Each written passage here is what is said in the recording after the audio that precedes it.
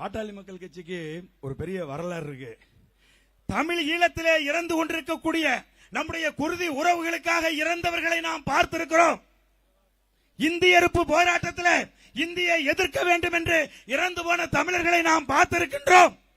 ஆனால் பாட்டாளி மக்கள் கட்சியினுடைய ஆக சிறந்த வரலாறு என்ன அப்படின்னு கேட்டா, இடஒதுக்கீட்டுக்காக தன்னுடைய இன்னுயிரை ஈந்த மக்கள். அதனால சாதிவாரி கணக்கெடுப்பு இப்பதான் சரியான புள்ளிக்கு வந்திருக்கு. எந்த புள்ளிக்கு? இந்த சாதிவாரி சர்வே எடுக்கிறத தடுக்கிறதுக்கு மத்திய அரசுக்கு எந்த தகுதியும் இல்லை. புள்ளி விவர சட்டம் 2008 மாநில அரசுக்கு கொடுத்திருக்கக்கூடிய தன்னாட்சி அதிகாரம். இது ஏன் ஐயா மு.க. ஸ்டாலின் அவர்களுக்கு தெரியாதா? அங்க இருக்கக்கூடிய சட்டமன்ற ஆலோசகர்கள் யாரும் அவங்களுக்கு சொல்லலையா? நீங்க நல்லா யோசிச்சு பாருங்க. சொல்லி இருப்பாங்க, தெரியும். கணக்கெடுத்தா என்ன தெரிஞ்சிடும், அவர்கள் எந்த எண்ணிக்கையில இருக்காங்கன்னு தெரிஞ்சிடும்.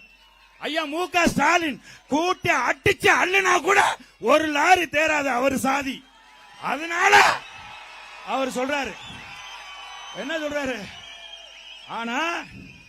ஆனா சமூக நீதி பிரதிநிதித்துவத்தின் அடிப்படையில் அவர்கள் குடும்பத்தில் எத்தனை பேர் இருக்கிறாங்க யோசிச்சு பாரு. இவ்வளவு பெரிய சாதி தமிழ் சாதிகள் எல்லாம் இன்றைக்கு பிரதிநிதித்துவம் இல்லாம நின்றுட்டு இருக்கு.